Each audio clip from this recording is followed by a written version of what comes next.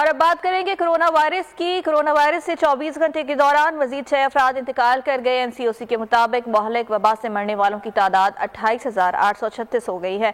मुल्क में एक दिन के दौरान 39,387 टेस्ट किए गए, जिनमें से 244 अफराद में कोरोना वायरस की तशखीस हुई। 24 घंटे में कोरोना मुस्बत मरीजों की शरह 0.61% रही, जबकि 731 मरीजों की हालत अब भी तशवीशनाक है।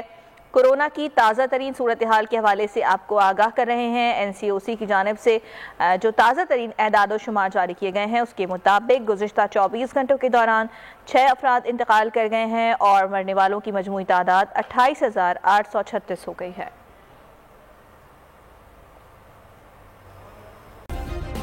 सब्सक्राइब करें और बेल दबाएं ताकि कोई खबर रह न जाए।